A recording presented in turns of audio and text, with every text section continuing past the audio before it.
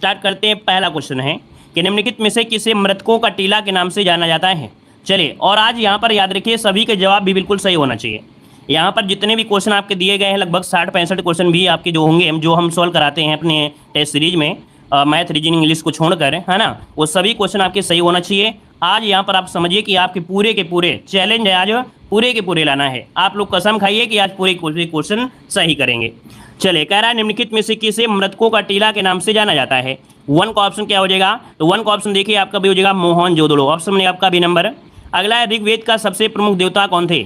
ऋग्वेद के सबसे प्रमुख देवता पूछा गया है 2 नंबर में, तो ऑप्शन क्या हो जाएगा, ऋग्वेद में आपके अग्नि। देखिए इसका जो ऑप्शन है यहाँ पर आंसर जो आपका बनेगा वो आपका बी नंबर इसका राइट हो जाएगा। क्लियर है। और यहाँ पर आगे बढ़ते हैं, क्वेश्चन आपसे अगला पूछा गया है। अच्छा, इंद्र तो आपको दिए नहीं गए हैं, है ना, इंद्र तो दिए नहीं गए क्योंकि उनका वर्णन 250 बार आता है, अग्नि का यहाँ पर 200 बार आता है ना, तो यहाँ पर ऑप्शन क्या करेंगे, बी नंबर।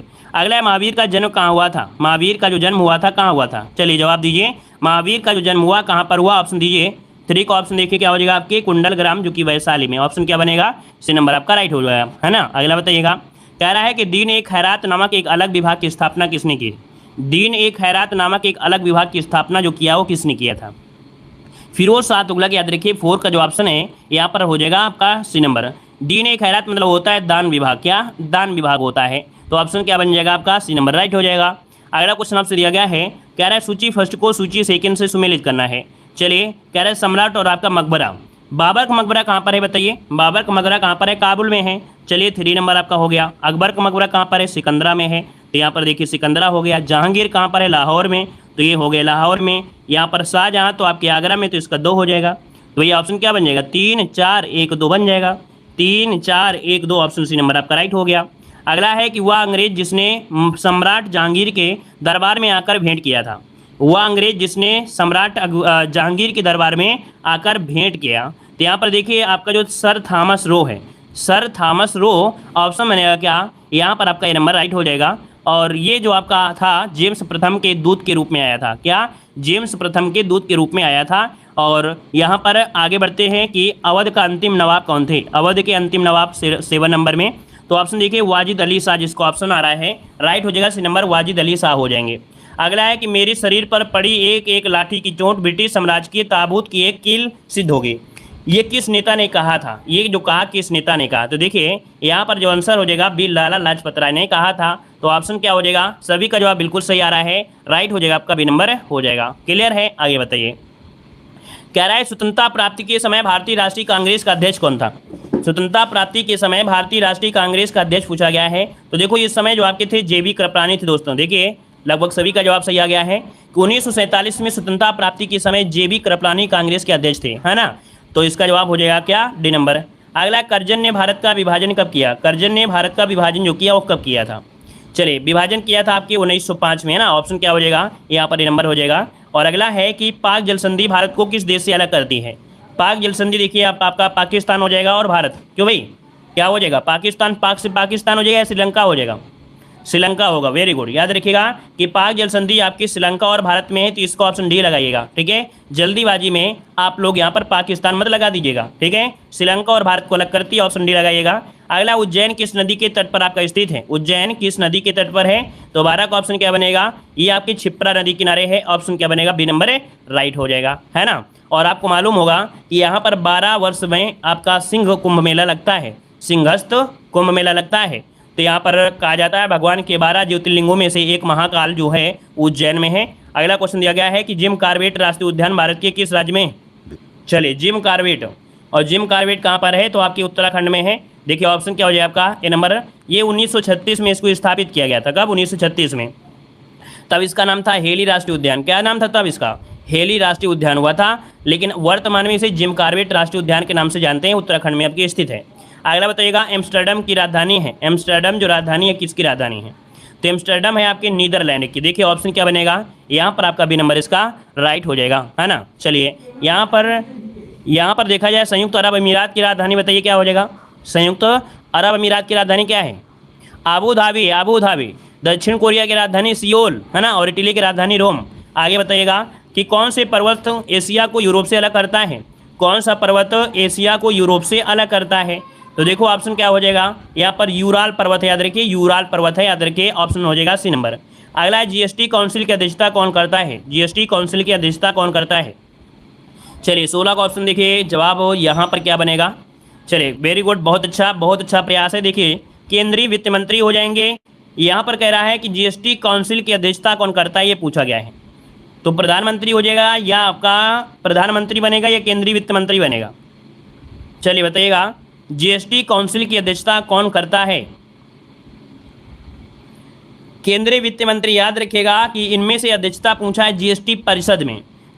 यहाँ पर जो अध्यक्षता करता है वो आपका केंद्रीय वित्त मंत्री ही करता है। इसको ऑप्शन लगाना है, आपको डी नंबर लगाना है, ठीक है। आगे बताइएगा कि वाणिज्यिक बैंकों का राष्ट्रीयकरण कब हुआ था, वाणिज्यिक बैंकों का राष्ट्रीयकरण। तो ये राष्ट्रीयकरण कब हुआ, 17 नंबर में ऑप्शन सी हो जाएगा आपके 1969 में हुआ था। 14 बैंकों को यहाँ पर किया गया था। अगला है कि CRR का असंक्षिप्त रूप क्या है, CRR इसका संक्षिप्त रूप पूछा गया है। तो यहाँ पर हो जाएगा नगद आरक्षित अनुपात। क्या नगद आरक्षित अनुपात होता है, यहाँ पर आंसर बनेगा बी नंबर है। प्रधानमंत्री जनधन योजना की शुरुआत किस वर्ष की गई थी, प्रधानमंत्री जनधन योजना की जो शुरुआत की गई वो किस वर्ष की गई। चलिए 19 नंबर का ऑप्शन क्या हो जाएगा, 2014 में की गए थे दोस्तों, याद रखिए 2014 में 15 अगस्त 2014 को घोषणा की गई थी और शुरुआत की गई थी 28 अगस्त को। कितने 28 अगस्त की इसकी शुरुआत हुई थी, घोषणा हुई थी 15 अगस्त को। अगला दिया गया है कि आर्थिक कार्यों के क्षेत्र मुख्यतः कितने भागों में बटे हुए हैं, आर्थिक कार्यों के क्षेत्र मुख्यतः कितने भागों में है, यहाँ पर जवाब दीजिए। अरे भाई 3 भागों में तो आपके है ना, अर्थव्यवस्था जो आपकी ये 3 भागों में होती है, प्राथमिक और आपका द्वितीयक और तृतीय क्षेत्र, है ना। और अर्थव्यवस्था में देखा जाए वर्तमान में तृतीय क्षेत्र का सर्वाधिक हिस्सेदारी है। भारतीय संविधान की प्रस्तावना में किस प्रकार के न्याय की बात नहीं कही गई है। चलिए भारतीय संविधान की प्रस्तावना में किस प्रकार के न्याय की बात नहीं की गई है, यहाँ पर 21 नंबर में। तो देखो यहाँ पर सामाजिक है, आर्थिक है, राजनीतिक, लेकिन लोकतांत्रिक यहाँ पर 21 का जो ऑप्शन है आपका ये हो जाएगा। अगला है कि अभिव्यक्ति की स्वतंत्रता किस मौलिक अधिकार के अंदर आता है, अभिव्यक्ति की स्वतंत्रता दिया है, अपने व्यक्तियों को मतलब अपने जो आपके विचार हैं, आपके जो विचार हैं उनको प्रस्तुत करना, ये कौन से मौलिक अधिकार में दिए गए हैं। चलिए 22 नंबर में, मतलब वाक मतलब बोलने की स्वतंत्रता, अभिव्यक्ति मतलब होता है बोलने की स्वतंत्रता। भाई ये आपके आर्टिकल नंबर किस में मिलेंगे, 22 नंबर का ऑप्शन हो जाएगा आपका बी नंबर, या देखिए स्वतंत्रता के अधिकार में है। अगला क्वेश्चन बताइएगा कि निम्नलिखित में से कौन भारतीय संसद की घटक हैं, भारतीय संसद की घटक कौन हो जाएंगे।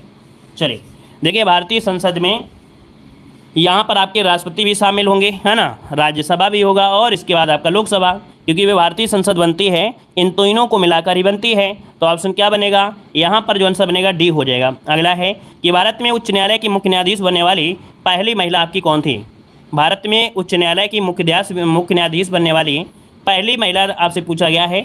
24 नंबर का जवाब दीजिए भाई। 24 को ऑप्शन देखिए जवाब आ रहा है सी नंबर लीला सेठ, बिल्कुल सही है। 24 को ऑप्शन जो हो जाएगा वो आपका सी हो जाएगा, लीला सेठ हो जाएंगी, है ना। अगला है कि किसी राज्य के राज्यपाल के रूप में नियुक्त होने के लिए, भाई राज्यपाल के लिए आयु सीमा पूछा गया है तो 35 वर्ष होता है। अगला है कि जब किसी वस्तु को 2 समतल दर्पणों के बीच रखा जाता है तो बने हुए प्रतिबिंबों की संख्या कितनी होती है। चलिए बताइएगा, अगर कोई भी वस्तु है और उस वस्तु को 2 समतल दर्पण के बीच में रखा जाए तो आप ही बताइए कितने आपके दर्पण बन सकते हैं। क्वेश्चन नंबर आपसे दिया गया है 26 और 26 का ऑप्शन क्या हो जाएगा, 26 का ऑप्शन आ रहा है डी नंबर, वेरी गुड। देखो यहाँ पर क्या होता है, जैसे आपके पास ये शीशा और एक ये शीशा है, बीच में खड़े हो जाओ, यहाँ की परछाई इसमें, यहाँ की परछाई इसमें, ऐसे ऐसी परछाई बनती रहती है। तो ऑप्शन जो आपका डी नंबर अनंत बन जाएंगे, ठीक है। अगला बताइएगा, कह रहा है निम्नलिखित में से कौन सा अम्ल चींटी के डंक में पाया जाता है।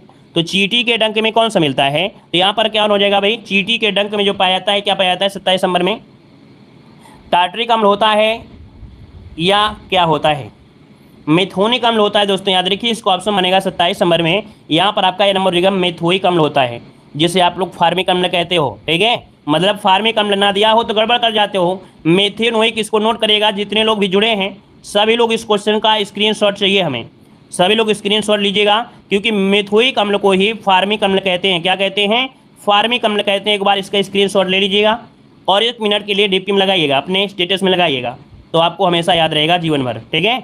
अगला क्वेश्चन दिया गया है, निम्नलिखित में से किस अम्ल को अम्लों का राजा कहा जाता है।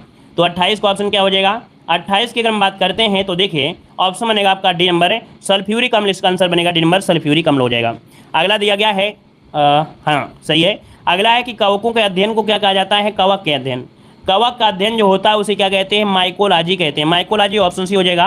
कह रहा है जल में घुलने वाले विटामिन कौन से होते हैं, तो जल में घुलने वाला विटामिन कौन से होते हैं। चलिए तो हमने बताया था बी और सी बच्चा, है ना, बी सी बच्चा, बच्चा पानी में डूब गया, और बच्चा पानी में जब डूब गया तो यहाँ पर आंसर सी हो जाएगा, यहाँ पर बी नंबर, है ना, सी आपका हो गया। बी और सी होते हैं तो बच्चा पानी में डूब गया, ऐसे रट लीजिएगा। अगला दिया गया है, कह रहा है कि पुल्लिंग शब्द आपको पहचानना है, पुल्लिंग शब्द क्या हो जाएगा। चलिए, कह रहा है पुल्लिंग शब्द आपसे पूछा 36 नंबर में, तो यहाँ पर दिया गया है पानी, और पानी याद रखिए हमेशा क्या होता है, यहाँ पर पानी हमेशा क्या होता है, पुल्लिंग होता है ना।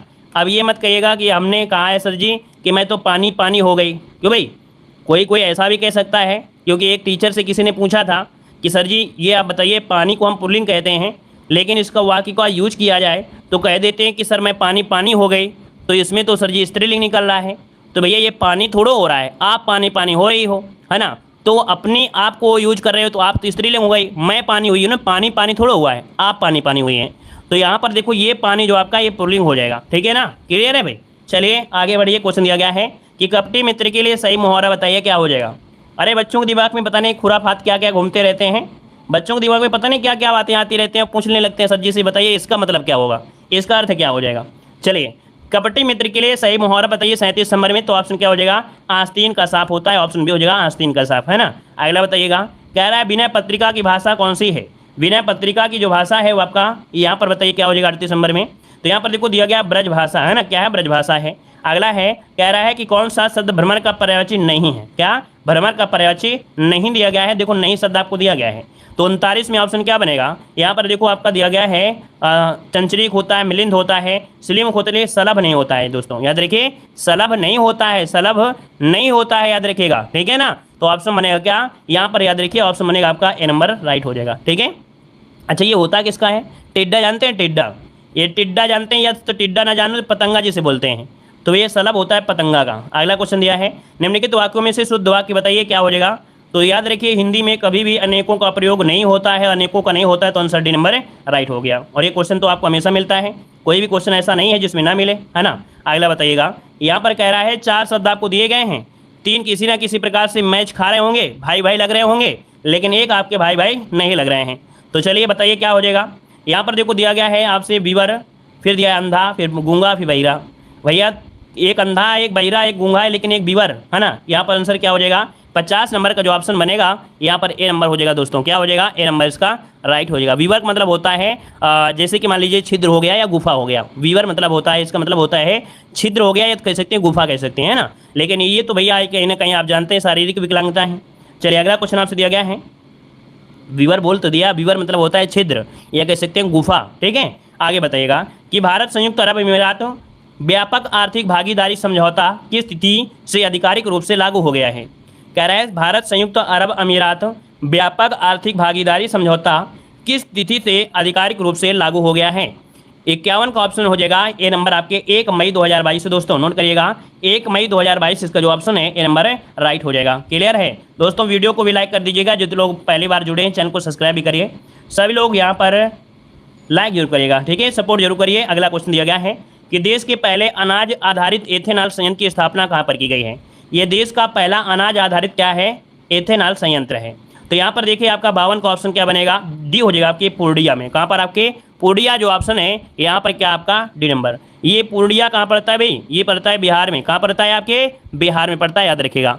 और आगे बढ़ते हैं, क्वेश्चन दिया गया है फरवरी 2022 में भारतीय प्रतिभूति एवं विनिमय बोर्ड सेबी ने किसकी अध्यक्षता में वैकल्पिक निवेश नीति पर सलाह समिति का पुनर्गठन यहाँ पर किया है। तो यहाँ पर जो आपका आंसर होगा क्या हो जाएगा, इसका जो आंसर है राइट हो जाएगा, नोट करिए 53 में बी हो जाएगा NR न्यायमूर्ति, नारायण न्यायमूर्ति, और इसका ऑप्शन बी हो जाएगा। अगला दिया गया है कि मई 2022 में इंडियन ऑयल कॉर्पोरेशन ने असम के किस जिले में पायलट आधारित मेथेनॉल के मिश्रण वाला M15 पेट्रोल लॉन्च किया है। तो यहाँ पर देखिए आपका M15 हो जाएगा, M15 कह सकते हैं, M15 कह दें, M15 को बात करें 15 ही होगा, है ना। तो यहाँ पर देखिए 54 का ऑप्शन जो है राइट हो जाएगा, सी नंबर आपका तिनसुकिया, ये पड़ता है असम में, तिनसुकिया जिला है। नोट करिए ऑप्शन जो आपका सी नंबर हो जाएगा तिनसुकिया है। अब आप डिब्रूगढ़ लगाओगे क्योंकि आपने डिब्रूगढ़ पढ़ा है, तो आप सोचोगे चलो डिब्रूगढ़ लगा देते हैं, लेकिन याद रखिए इसका जो ऑप्शन है, याद रखिए इसका 54 का ऑप्शन बनेगा, सी नंबर इसका राइट हो जाएगा।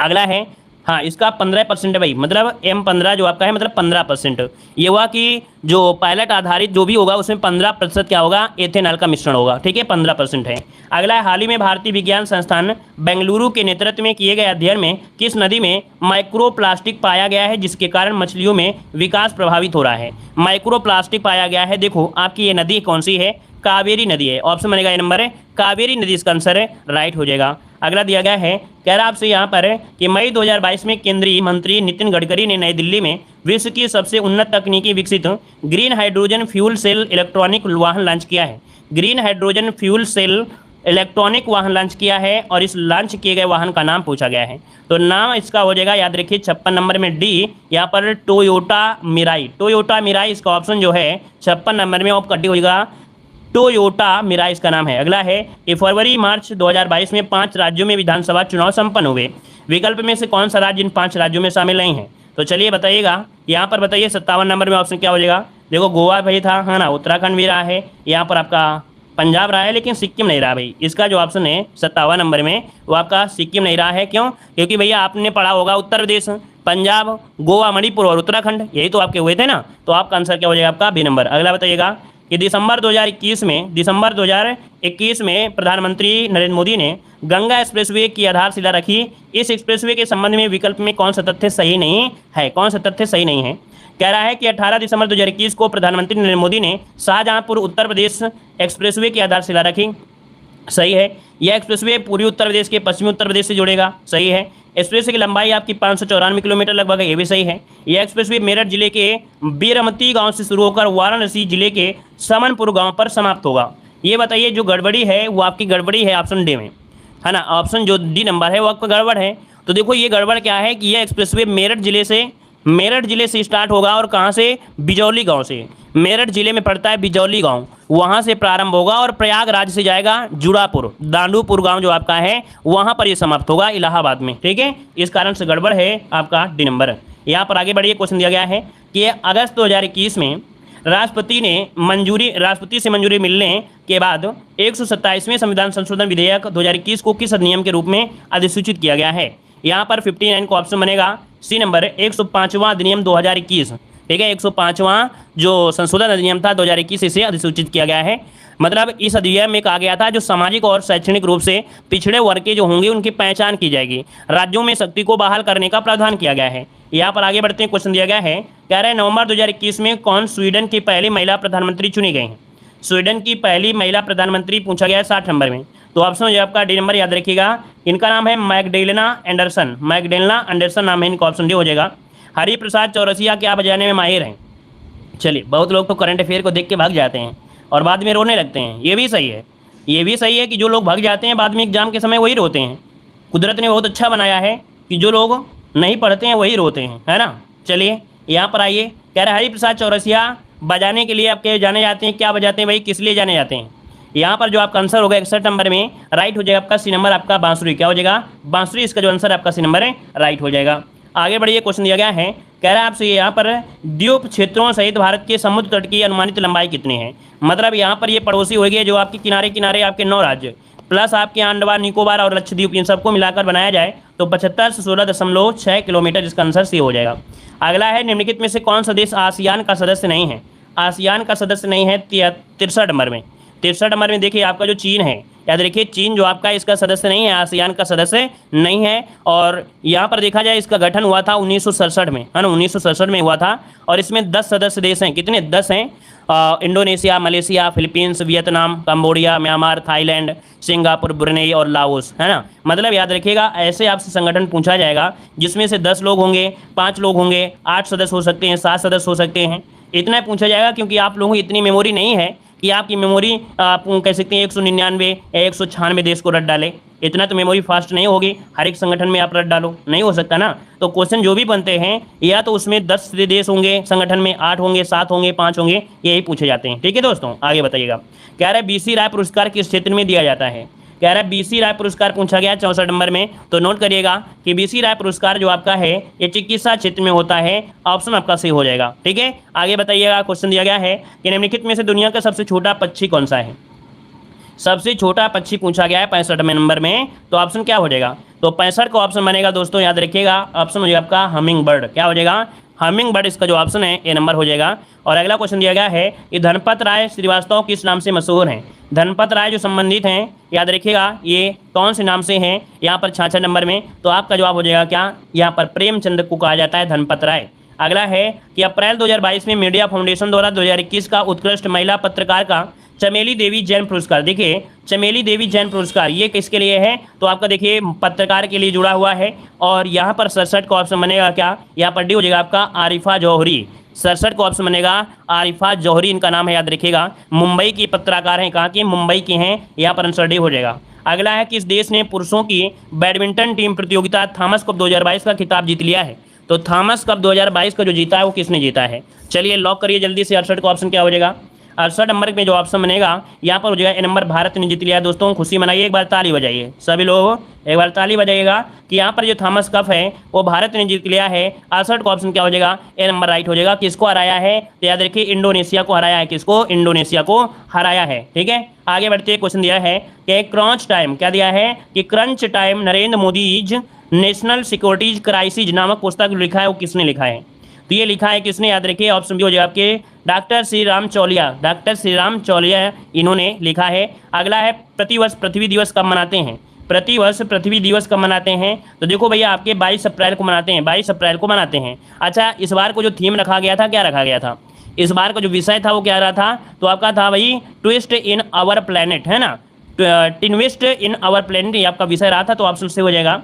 अगला यहाँ पर देखो गद्यांश दिया गया है। गद्यांश में आप लोगों के बारे में बहुत अच्छी बातें लिखी हैं। देखो कह रहा है जीवन में बहुत अंधकार और अहंकार की ही भांति अशुभ और अनीति है। कुछ लोग इस अंधकार को स्वीकार कर लेते हैं, तब उसके भीतर जो प्रकाश पहुंचने और पाने की आकांक्षा थी क्रमशः क्षीण होती है। मैं अंधकार की स्वीकृति को मनुष्य का सबसे बड़ा पाप कहता हूँ। तो भैया यहाँ पर अंधकार वगैरह मनुष्य के घमंड के बारे में दिया गया है। कह रहा है कि गद्यांश में अंधकार शब्द किस ओर संकेत दे रहा है? ये जो दे रहा है अपराधों की ओर दे रहा है, अपराधों की ओर। ठीक है, अगला है लेखक ने किसे सबसे बड़ा पापी कहा है या पाप कहा है?